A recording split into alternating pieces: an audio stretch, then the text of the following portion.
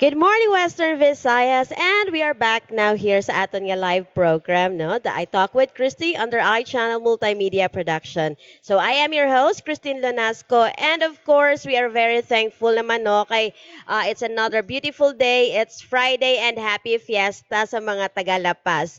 And yeah, so for our viewers, we are live sa community channels ng Cable Star, Channel 1, as well as sa Cable Star Incorporated nga page, Facebook Live, and also with iChannel Multimedia Production.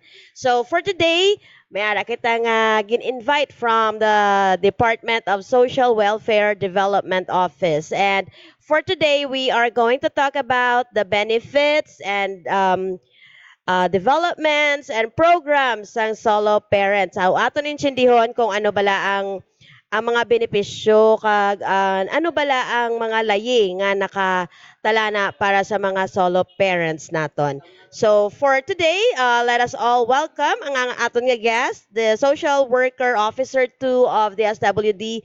Let us all welcome Miss Ivani Jimeno. Good morning, ma'am. Good morning. Good morning.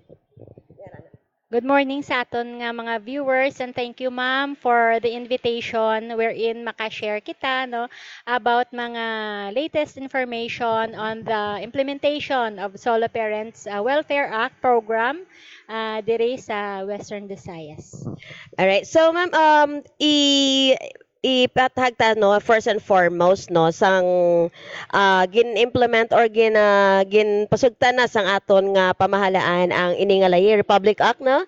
Republic Act 11861. So pwede mo bala ma-explain or mapaatag sa aton nga mga viewers kung ano ini siya ang Republic Act 11861. Okay, so ang RA number 11861 or RA number 11861 amo ni siyang ginatawag nga Expanded Solo Parents Welfare Act which was approved no last June 4, 2022 by virtue of a lapsed 30-day period. Ini nagadugang sang mga benefits and privileges no sang aton nga mga solo parents which is wala siya na mention no sa previous nga act which is RA 8972. So prior sa aton nga RA number 11861 may ara kita anay nga RA 8972 way back 2000 no. Ang ini nga act is na amo ni siya ang actually ang aton nga Solo Parents Welfare Act. Ang iya nga pinaka-title is sang aton RA 8972 is amo ni siya ang aton nga Solo Parents Welfare Act of 2000 and then gin expand last 2022. So ini nga IRR sang aton nga RA 11861 gin pass ini last September 29, 2022 and we are right now on the almost a year no na implementation sang ini nga program. Mhm. Alright. So, ma'am, since nga ano ini no, gin upgrade or gin update nila ang aton ang ini nga layi. So, ano bala ang mga nanari sari nga mga benepisyo kag mga pribilehiyo sang aton nga mga solo parents?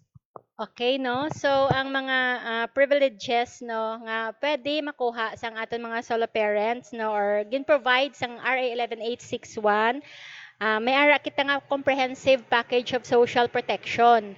So, diri sa comprehensive package of social protection, may nakaakibat pa gid ni de nga mga activities nga pwede nga wherein maka-benefit ang aton nga mga solo parents no for example ang mag-access sa livelihood services or assistance nga pwede mahatag sang aton nga mga partner agencies or mga agencies involved in the implementation of 11861 such as DOLE, DTI, no, TESDA, and even DSWD no sa kag LGU man sang pag-provide sang livelihood nga services. And then may ara man kita nga financial assistance, no, especially medical, educational, and other assistance sa kinahanglan sa aton solo parents through AX ni siya, Mhm. or our aid for individual in crisis situation.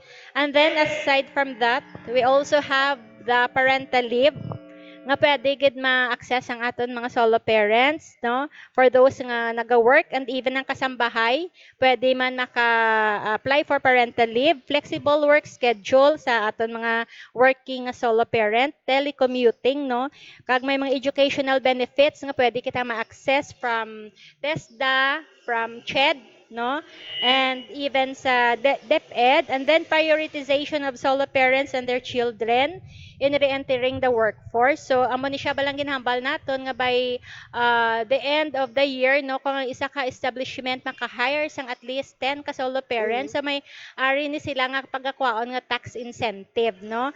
And then we have the child minding center, the breastfeeding in the workplace, and of course solo parents help desk nga supposed to be established siya, no, sa kada barangay.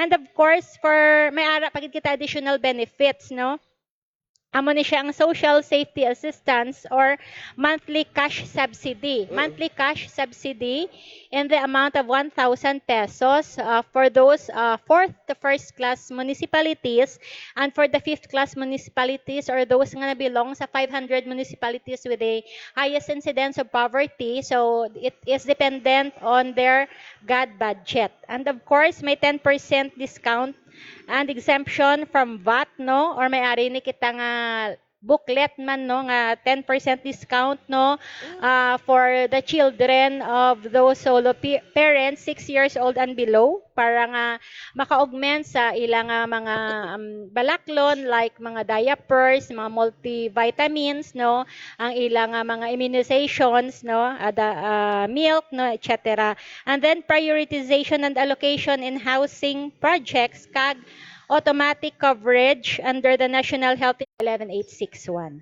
Okay. So, for solo parents, no, who are the solo parents? Paano naton mama identify kay mamba kabi nga mostly, no, ang notions ng tao pagamba nga solo parents mostly naka-focus na siya sa babae. So, ang iningalay, so pwede bala naton ma-explain kung sino ang mga pwede naton ma-consider nga solo parents.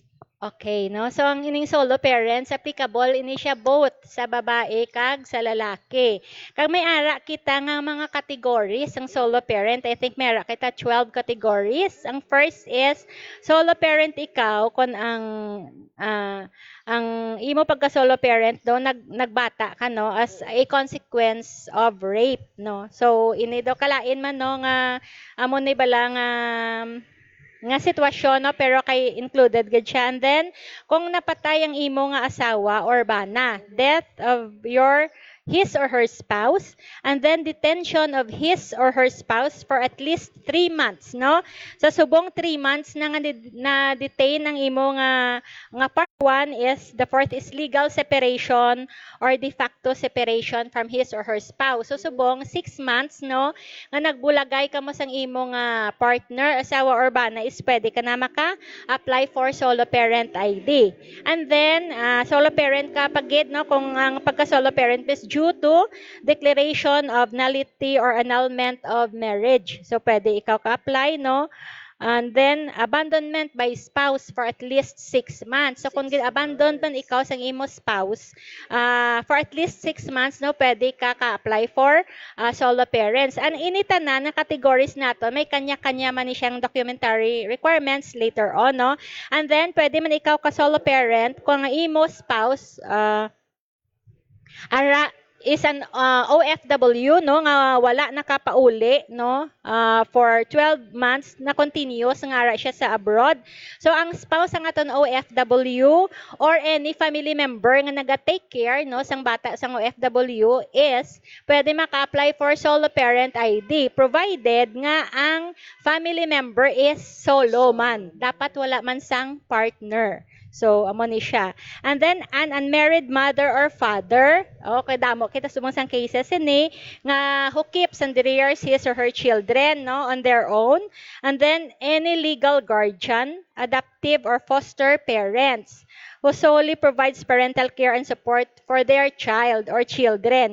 Ang legal guardian nga ginatawag nga ni amo ni siya ang court appointed guardian. So dapat appointed ka gid sang court no to be a legal guardian. Kung adoptive ka dapat may mga court no, may mga issuance man sang court no nga adoptive parent ikaw, or kung foster parent ka man dapat mayroon ka certification or certificate of accreditation nga foster parent ikaw from amon nga RACO or the Regional Alternative Child Care na office. And then another pagid nga category is any relative no, pwede ang relative no, any relative within the fourth civil degree of consanguinity or affinity of the parent or legal guardian nga ang parents either sa mga kabataan either nga nag-disappear no, absence or abandonment of the child, ginabandon ng kabataan, child or children for at least 6 months no, kag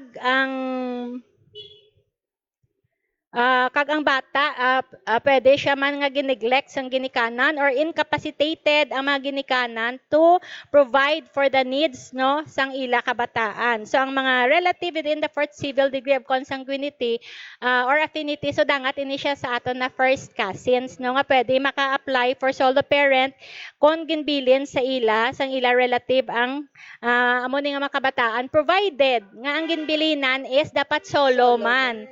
So so in case nga my partner is hindi man Japon, pwede kay mo na gani aton nga word is solo parent. And of course, ang last diri is a pregnant woman who provided sole parental care and support sa iya nga unborn child no. So sa subong no, kung pregnant ikaw kag wala kagin panindugan no sang imo nga boyfriend or imo nga partner no, so pwede ikaw maka-apply man for solo parent ID. So in the event nga makabata ka na later, so you have to surrender sang imo nga ID para maisla na siya sang imo ID. So from pregnant no, mahimo ka na dayon nga unmarried no, kay ti kinahanglan gina siya yaya nga mag ilis ka sang ID kay tungod nga may ara ka na kung qualify ikaw sa 10% nga discount magamit mo gid na no sa imo nga bata. So far amo ni siya ang aton nga daw 12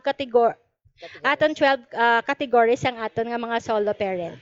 So, ma'am, na mention mo nga unmarried. So, specifically, unmarried sila nga they are not living together. Yes, ma'am. Dapat ang diri mag-apply for solo parent, dapat wala sang partner, wala gid no? partner. Solo kagidya at the same Parehas time. akon, solo gid. Oo. Pares kay Ma'am Solo, at the same time, ang pinaka-importante dire no, when we say gali partner, it does not only limit sa babayi kag lalaki nga partnership, dala na ini dire ang parehos nga babayi no, nga female partners and male partners. So kung ang si solo parent nagbulagay sila sang iyabi nga partner nga lalaki, and then nagcohabit siya with partner nga babayi, and then nag-apply for solo parent ID, hindi na siya pwede kay tungod nga si solo parent is my partner even nga babayi ang iya nga partner. So kag ang of course ang pinaka-importante dire, pwede ka ka-apply for solo parent if wala sang regular nga support ang imo nga bata from your partner. So in the event nga ang support is only occasional or seasonal, then pwede pa ikaw ma-qualify. Pero kung regular support regardless of amount, as long as regular siya, so hindi ka pwede maka-apply for solo parent na ID. Like, so mention mo, ma'am, nga bulagay, no? For instance, nagbulagay ang husband and wife, tapos nabilin sa custody sang wife ang or either nabilin sa isa sa ila ang custody sa mga kabataan, but then ang kagina nga hamba ko sa mga instance like ginbayaan siya, tapos although may support but then not enough, so ano ang may benepisyo siya nga makuha or wala gid? Ang basta mga may support, regardless of amount, basta ang support is regular, Oo. is hindi siya pwede ka-apply Kung gidaya. irregular ang support. Kung irregular ang support, like amo na occasional during birthdays, special occasions, no, Christmas, pwede na siya, ya. Basta irregular siya, like in 1 year, no, kaduha or katatlo siya maghatag, so pwede pa na. Pero kung monthly gid siya, ya, is hindi siya pwede. Oo. So, ma'am, would you mind nga telling us kung pila ang amount nga ano naton, ginasuporta naton so for those who are solo parents? Okay, so gusto ko lang i-qualify ang amount sang partner or non-custodial parent. Actually, when it comes sa support, ang ginalantaw naman ide is ang needs, no, sang kabataan, pilagid bala ang needs sang kabataan, kag ang capacity, no, sang non-custodial parent to support sang bata. So naga-depend ba na siya sa iya nga income kung pila ang kaya niya nga i-support sa iya nga bata. So, amo lang gid na siya ya ma'am ang aton nga basis dira. Oo. So, regardless, ma'am, sa for example, no, ang isa ka parent, may ara siya 3 ka kabataan. So, ano ang makuha niya? For example, ang nanay, abe, labandera lang. So, or labandera, sorry for my word ha. Pero labandera, abe ang nanay, no? Hindi siya regular nga job. So, ang benepisyo nga makuha niya from the DSWD is, ano, may certain amount or something? Iya kung wala siya sang support sa iya mga bata. Oo, kung wala gid Kung support, wala siya oo. support. So amo na siya, amo tong aton ginahambal nga subong sa bag-o nga laye sa Expanded Solo Parent Act, no, ang aton nga local government units are mandated, no, nga maghatag sang subsidy, no, in the amount of 1,000 pesos, no. Kag ang maka-avail sang subsidy nga ni are those nga wala income, no visible means of income, kag for those nga minimum wage earner siya. So ang makakuha sang subsidy minimum wage earner and below, amo na sila ang makakuha sang aton nga subsidy. But sa subong ang subsidy is since nga bago ang laye kag wala sang augmentation from the national government regarding sa subsidy. So si LGU sila gid niya ang mabudget para sa subsidy, which is medyo ga problema pa subong ang LGU kay tungod nga wala sila enough funds, no, for the subsidy, no. So ginapangitaan man sang way, no, nga ang aton nga mga LGU kahit papaano is maka-comply man, no, sa provisions sang aton RA 11861, pero di gradual lang siya base Yes. man. So, sa subsidy, hambal mo 1,000 each or bilog na nga? 1,000 per month. Per Oo. month. 1,000 Regardless per kung pila ka month, bilog kabataan oo, niya? regardless kung pilang imo kabataan. Oo. So fix na siya nga 1,000 per month. So in a year may ara ka siya 12,000. Yes, Ina oo. iya for LGUs nga fourth to first class nga municipalities, but fifth class and under is dependent man sa ilang nga budget. Okay. Alright. So when it comes, ma'am, sa ano no, sa ang na-mention mo kagina nga may educational benefits man ang pwede nga mabulig para sa aton nga mga solo parents. So how do they avail this educational benefit? Okay, for the educational benefits, ang aton nga CHED, may ara silang several nga mga scholarships nga gina-offer.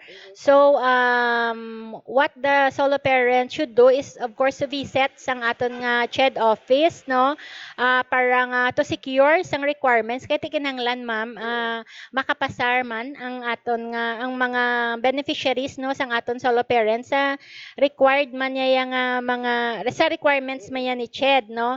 So, kag ang edge lang da, kung solo parent beneficiary ka, is si CHED is gahatag sang additional points, no, para sa pag-validate na bala sang ilang application, no, para sa aton mga solo parents. And then si solo parents is pwede man siya maka-enroll sa TESDA. Okay. Or ang ilang beneficiary is may ara nga one full scholarship man sa TESDA for their beneficiary, kag mismo si solo parent is pwede man siya ka-enroll sa TESDA, no, para nga makakuha sila NC1, NC2, no, para makahatag man later sa ila sang makabulig, no, nga makapangita sila obra.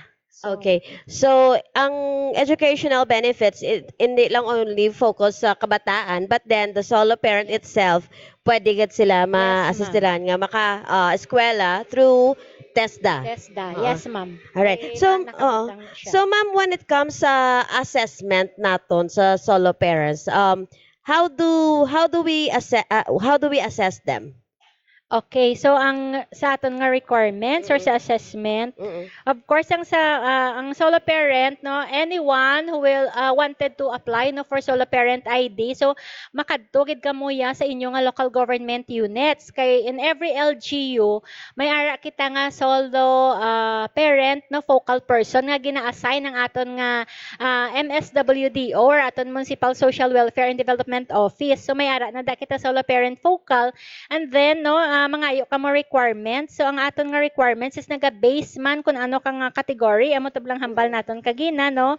Kung ano nga category si solo parent. And then, i-assess na siya ni solo parent focal kung bala pwede ko qualified ka mo once nga ma-assess siya no nga solo parent ka manggid no wala ka manggid partner no tapos amo na siya ang ikaw ang may sole custody no support and custody sa imo nga bata nga wala man sang regular nga support no so pwede ka gid ka apply for solo parent so if you want ma'am I can share with you some of the documentary requirements no so may documentary requirements kita no depende sa category ni solo parent so kon ang imo nga pagka solo parents is because of a consequence of rape no so ang pinaka-importante gid din no is dapat may birth certificate ka sang bata kaya mo na gani inatawag ka nga solo parent may complaint affidavit ikaw ang medical record or the incident of rape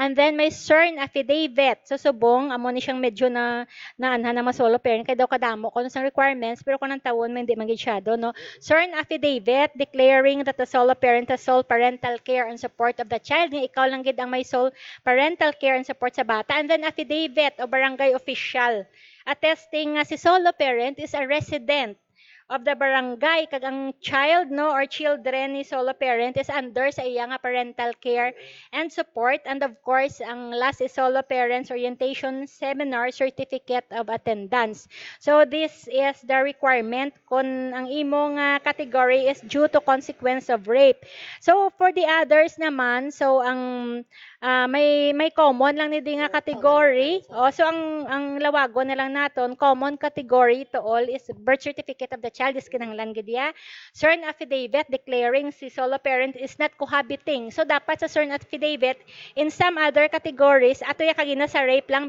but for other remaining categories dapat may sworn affidavit si solo parent declaring that si solo parent is not cohabiting with a partner. So dire ginabutang mga wala kaya sang partner or wala sang co-parent kag siya ang may sole parental care and support of the child. And then of course affidavit o barangay official. So attesting nga si solo parent is the resident of the barangay and the child is under the parental care and support sang solo parent kag solo parents orientation certificate of attendance. So amo gini siya ang mga pinaka-common nga documentary requirements for solo parent. Kung magkadto ka mo sa LGU is mahatag man ang aton nga solo parent focal sa inyo sang list of requirements no depending on your category. Kay lain-lain kita requirements per category, ma'am. Okay. Alright. So, ma'am, kagina, no, balikan ta ang sa isa sa mga benepisyo is that they have this livelihood programs. So, ano ang mga livelihood programs nga hatag ninyo sa aton nga mga solo parent? Actually, when it comes sa livelihood program, usually ang aton sini sa subong is gina-encourage naton ang aton nga mga solo parents from local government units nga dapat mag-form sila sang association or mag-group sila so that maka-access sila sang livelihood services. Kay usual, no, ang mga livelihood services can be accessed by group siya. So that's why nga may ang aton subong nga mga LGU gamat-amat sila, ma'am, naga-federate sila para nga maka-access sila sa mga livelihood programs no sang either DOLE, DTI no even ang LGU or kung di enda pwede maka-access kung may NGO man niya nga naga-provide sang livelihood services no within sa community no and sa DSWD through our SLP. So ang livelihood programs depende man niya sa proposal nga ila nga himuon. Ang proposal din mahalin sa LGU itself, Yes, ma'am. Sa association nila. sa So, association nila. association nila is mahimo sila proposal kung ano nga klase ka livelihood ang ila nga ano nga Okay. as a group bala ano nga Oo. livelihood ang ila nga itutukan siya. Mhm. Pag So, i-check oo. anay nila kung ano ang mga possible nga mga livelihood services nga i-offer sa amo ni siya nga mga agencies. Okay. So then after sang pag-send sang proposal, ang proposal to be assessed by the DSWD or Hindi, sa agency? depende ma'am kung diin sila Matupang nga ma-apply, agency. Mm-mm. no? Nga, din sila nga agency ma-access sang livelihood services. So, amo man na dito siya ang ma-review is ang ilang nga mga proposal. Okay. Kag ma-approve sang ilang nga proposal. So under ma'am sa inyo office no, so ano ang mga programa nga or updates abe nga updated nga mga programs nga hatag ninyo or na-achieve or na-accomplish na ninyo for our solo parents? Okay, so on my part as solo parent focal orient ako no sang aton nga mga provinces no. Aside from the previous orientation sang wala pa nakagwa ang IRR ang previous focal person is nakatag na orientation but sang nagwa naman ng IRR supos-pusa naman ang orientation namo no sa provinces or per request no may ara man may LGUs nga naga-request ang services either sang provincial focal or sang regional focal mismo for solo parents. So we have a lot of orientation done na no and then nakahiwat naman kami sa regional solo parent forum para sa amon nga mga solo parent focal no para nga mag-level off kami no kung paano namon i-disseminate ining program sa aton nga mga local government units. Tapos may upcoming man kami nga national orientation pero mga August pa national orientation diri hiwaton sa Region 6 no ang diri nga orientation will be participated by Visayas and Mindanao no nga regions kag may mga selected nga LGUs lang to attend no sang national orientation and ang amon pagyed nga mga sige-sige subong no ang amon nga updating when it comes sa records ng solo parent. In fact, for as of December 2023, may regional situationer kita sa solo parent. Although hindi pa ni all LGUs nakahatag sang list, but more or less, may ara kita sa Region 6 ang 19,700 plus no nga solo parents. 19,000 pero hindi pa 19,700. na siya complete kay may ara LGU nga wala naka-submit pero kahit papaano may ara kita nga daw basihan na nga Estimated, oo. pwede pa ni siya magtaas nga more than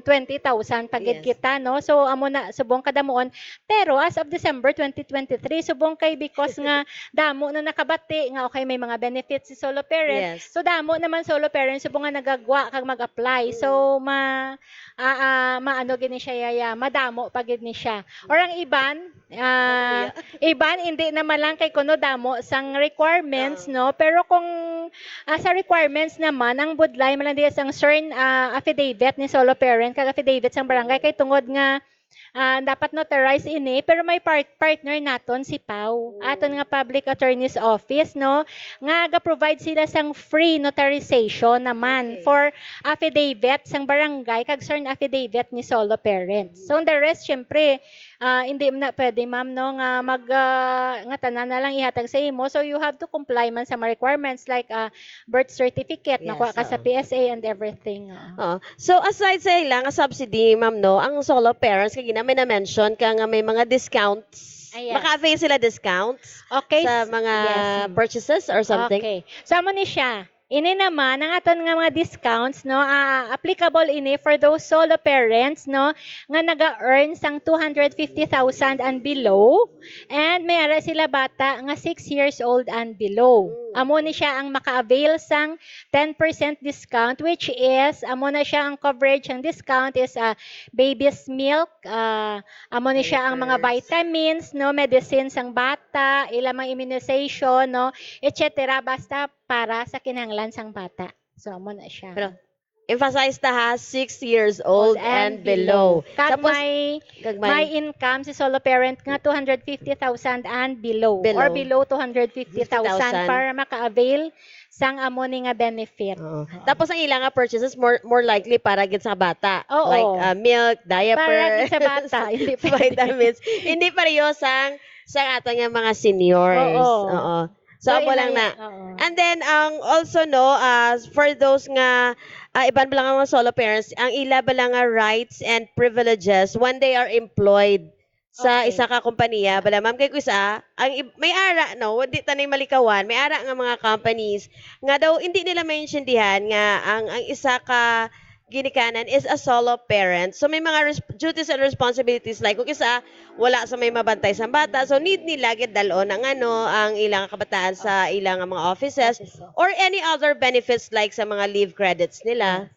Okay. So for those na working naman nga mga solo parents, no, they can avail of the 7 days na parental leave. Non-cumulative ni siya, dapat ubuson mo gid na siya within the year. Yeah. And these 7 days na parental leave, no, maka-avail sina mga solo parents nga at least naka-render sang 6 months, no, sa ilang mga ginobrahan, and actually diri is regardless of employment status, no, pero sa subong is ang regular lang anay kag mga permanent nga status, or may mga arab lang employer-employee relationship. So pwede sila maka-avail ng 7 days na parental leave, and this 7 days parental leave will be used para sa milestone sa ila kabataan. For example, hindi nila pwede magamit sa ila nga para sa ila, no, pero sa milestone sa ila kabataan, like during birthdays, no, mga meetings sa school, PTA meetings, no, kung nagmasakit ang bata, no, basta about sa bata. Kaya mo na siyang 7 days parental leave. So amo lang gid na siya, ma-inform lang gid sila ahead syempre sa ilang mga offices nga maka-avail sila sa amo ni, and even ang aton nga kasambahay, as long nga naka-render man siya sang 6 months, no, sa iya nga ginaobrahan, is pwede man siya maka-avail sang parental leave, provided nga ang aton solo parent is may ID gid sila, ya. Issued ID kag valid Dapat may ang ID gid. yes. Kung wala ka ID is hindi ka eligible na solo parent. So amo ni gali ha, nalipat ako kayo na mag-remind nga para nga ma-avail ninyo ang mga benefits and privileges ang isa ka solo parent, dapat is may issued ID gid kamo kag hindi siya expired. Kaya nga aton nga solo parent ID is renewable siya every year, no? So kada tuig dapat ma-renew kagid, kay it might be possible nga within a year ang imo nga circumstance is maglain na, no, makakita ka sang partner, no, within 3 months, no, so you cease to be a solo parent na. So that's why nga every year kita renew sang ID, and quarterly kita naga-monitor sang aton nga database, no, as to status sang aton nga solo parent. Alright, so sa liwat ha, ang maka-avail sa mga privileges and benefits ang solo parent nga may ID. And then, when we say nga solo parent, subong ma'am, ang age is 22, no? 20. Oh yes, so ang aton nga mga beneficiaries ang solo parent up to 22 years old siya. Sang una up to Wala ko 18. kaabot. Sa isang pagkwasang when I had the knowledge about the solo parent, 18 years old na bata ko. Sabi ko, ay, hindi na pwede. Tapos after then, pwede pa 22. So sa 8972 up to 18 lang gid Yes, siya. oo. But then with the expanded Solo Parent Act, nagdugang man ang age sang aton nga beneficiaries ng solo parent from 18 naging danga 22, provided nga ang 18 to 22 years old is ara pa sila sa school, no, or naga-training sila for some trade or vocation. But in the event nga sa 18 to 22 years old nga beneficiary sa aton solo parent wala na naga-work, so hindi na pwede maka-apply wala na naga-school, no, or hindi siya involved in any vocation, no, or trainings. So hindi na pwede nga maka-apply ang solo parent, no, for the solo parent ID kung wala naman siya sang bata nga naga-eskwela. Eskwela. No, so amo na siya. Ang 18 to 22 gindugang ni siya kay for those nga, because di ba may K to 12 May kita, senior high na no. Oh, may senior. So kumbaga ang aton aton nga mga kabataan is nagagraduate at the age of 21, 22. So amo na siya nga expanded man no or gindugangan ng edad sang aton nga mga solo parent. And ang dugang ko gali ma'am isa pa lang to kagina ginambal ko no nga privileges sa mga work Yes, no. oo. So ang isa ka solo parent is pwede maka-arrange man siya for telecommuting or amo ning work from home bala nga nga mode no. It's just a matter siguro of coordinating sa ilang nga HR and then flexible work schedule pwede gid no. May mga flexi time kita no.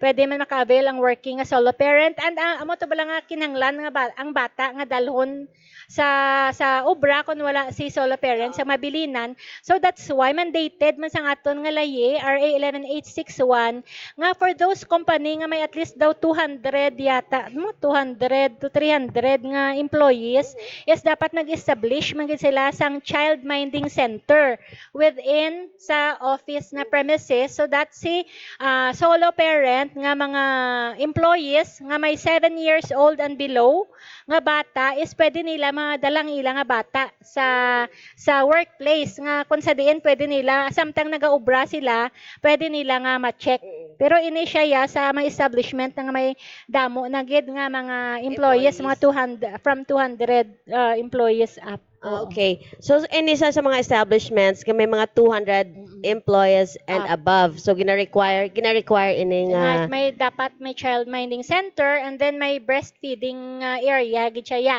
So, For ano ni those- ma'am gina-monitor niya man ang mga companies nga mga. Sa subong, amo pa na no ang siguro ang isa sa mga during sa national orientation guro kay ari ni di ang iba ng mga companies nga kung aso monitoring kung sino ang right na agency no nga mag-monitor sa aton nga mga establishments kay kung isipon ta si Dolly is member man sa Yes, aton nga interagency no ma'am. kag isa sa mga nag-graft man sa aton nga IRR no pero sa subong daw wala pa na siya gid nakabutang no hindi ko makita sa IRR no kung sino gid bala ang sa monitoring. So no, ginahingyo man naton sa iban nga mga kompanya no nga intindihon taman ang iban nga mga kauturan naton nga especially sa mga solo parents naton no nga in case or there are cases nga wala gid sang available nga magbantay sila kabataan, we try to consider man nga they also have to make a living kay since solo parents sila and they also have to take care of their children. So, I think it's consideration man sa mga kompanya nato kay may mga companies man kita kung kisa nga daw wala gid wala man lagi na consider gid nga taking your child sa inyong office no. So I think we it's a matter of ano na lang guro pag-intindihan ay between the employee and the employer kay most employers siguro are family oriented man so dapat intindihan ay and we have to like give and take kita ma'am diba. So, amo na siya. Actually, ma'am, on the parts on the SWD last year, that was, I think, August, no? Nga, we have initiated, no? Nga, ginpatawag namon ang mga hospitals, and then supermarkets, no, and grocery stores, ang mga big supermarkets and grocery stores, kag ang aton nga mga drug stores and pharmacies. So nagpatawag kami sa orientation, no, dito sa DSWD and fortunately, no, nag-attend man sila although nga hindi 100%, pero at least nag-attend ang mga dagko ni nga mga companies and they were oriented, no, regarding this RA 11861 kag kumbaga advance info sa ila no nga later sa mga groceries because sining 10% discount is para nga may information na sila nga may ara gali na nga 10% discount no para sa aton nga mga solo parents which is pwede gid mabakal sa drugstores or groceries no sa aton pharmacies kag even sa hospital. So far amo pa lang na siya yang napatawag ni DSWD no when it comes sa advocacy or sa dissemination sang aton nga layi. Amo ning mga establishment pa lang yang amon nga napatawag. So reminder lang gid no for those parents nga tawag sini may live-in partner hindi na siya pwede ma-consider no basi mag-isip ka mo nga ay total hindi pa kami kasal so pwede na siya ma-consider nga solo parent hindi na siya pwede kailangan the word itself is solo nga ikaw ang naga-survive sa inyong family. Parehas sa akon bala, no? Na-survive ko. Ano, na joke lang na. And I mean like reality, in reality, no, nga as a solo parent, it is not easy to raise the child by yourself. Hindi man siya hapos kahit siyempre ang imo nga mindset is that you paano ang bata ko kung inabilin ko, and then paano naman ang bata ko, paano naman kami kung hindi ko mag-obra, something like that. So that is why also nga ako isa iba yung mga parents nag-result man nga mag OFW, but then kinahanglan ang aton nga mga legal guardians or ang mabili nila are solo parents. So gina-clarify ka patahagid na naton sa aton nga mga viewers, di ba ma'am? Yes, ma'am. Mm-mm. And additional, may ara kita nga mga solo parents nga like nagbulagay ang mag-asawa bino, and then gintunga nilang ila bata. Nag-apply sila nga duha for solo parent ID. So hindi na siya pwede kay because nga naga-co-parenting kamo. So when we say solo parent, ikaw lang gid ang may sole custody and support sa imo bata, kag wala hindi pala sa aton nga sworn affidavit is dapat wala ka partner kag wala ka naga-co-parent. So ang pagtunga ninyo sang bata nga kada isa may kabataan, that means ga-co-parenting kamo kay shared responsibility ina, which is hindi siya pwede. Either sa inyo nga duha hindi pwede maka-apply for solo parent. Ara na naintindihan nyo na. So hindi ina pwede kay miskan tungaon nyo ang inyong nga kabataan. So both of you. Pero ma'am, for example, yung tunga nila be, tapos ang isa lang ya ka parent ang nag-apply for the solo parent, pwede ina. Hindi man Japon kay gintunga, ma'am. Basta Okay. gintunga ninyo ang isa to ka parent may bata man to siya yaya. Mm. Ang isa may bata man hindi, unless ang duwa gid ka bata sara sa imo ang imo tanan ng kabataan. Okay, so ang ginahambal gid nga solo kinahanglan ang kabataan ara gid sa either emphasize sa either sa mother or sa father. So, Daddy Renz, intindihan mo na yung mga role, pwede ka naka-apply as solo parent. And mayong aga gali kay SB Ray, hapon matutina. See you tomorrow sa inyong event. I-take ko na lang niya sa opportunity no nga ang mga taga Saraga from Barangay Balud 1, Balud 2, and Halaor Norte may pagahiwaton nga medical mission tomorrow dira sa Banga Modesto Gymnasium, I guess. So, kita dira buwas, and in it, through the effort ni Vice Mayor and also SB Matutina dra sa Banwasang Saraga. So see you tomorrow, no. So ma'am, ano ang imong final message for our solo parents? They have to remain strong. Okay. Ang imong mensahe sa mga solo parents. Okay, no? So, although nga, syempre, as family focal man, no, sang office, no, gin-advocate ginamon, of course, ang complete, no, nga family, kay mas manami man gid, no, kon kompleto, si nanay, si tatay, no, sa pagpadako, no, kag sa pag-provide, no, sang kinahanglan, sang kabataan, but in the event, nga, syempre, wala na gid ya, no, so, solo parents sila. So, man siyang hambal na kon usually sa solo parent, no, nga, not all superhero wear capes, no? Like Yes, right. Batman, Superman, or the Sinopada, ano nga may mga superpower. But we have these individuals, no? Nga mahambal na nga superhero.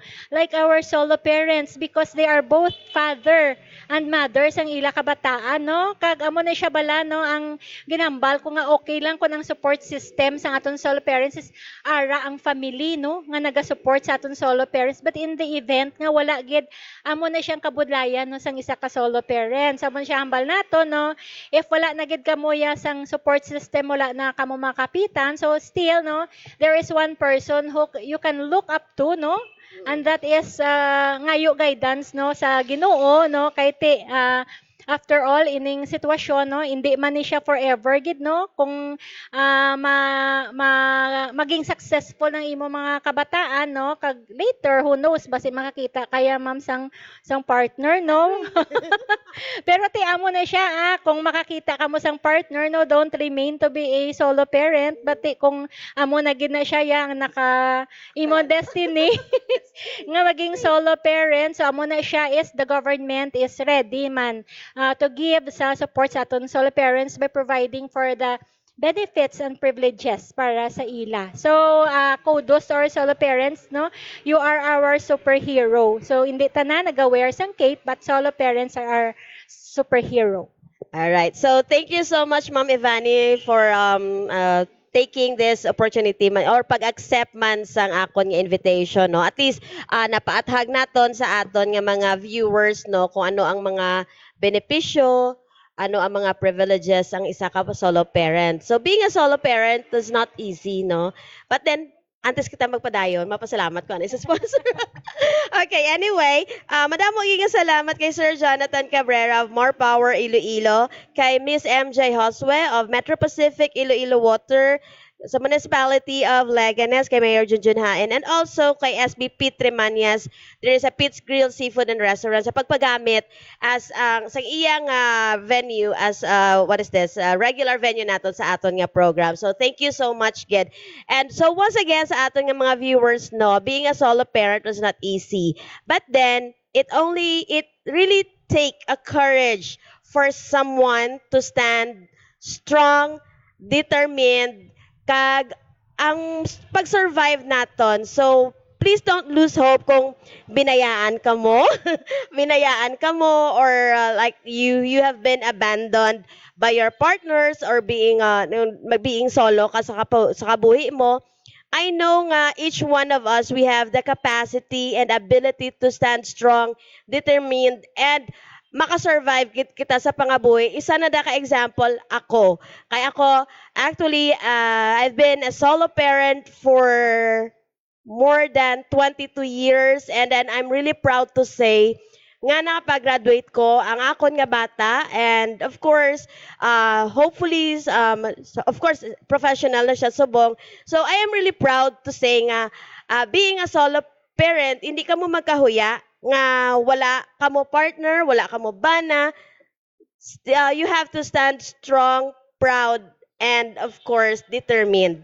So once again, this is Christine Lunasco for I Talk with Christy under iChannel Multimedia Production, saying have a blessed weekend, everyone. Thank you.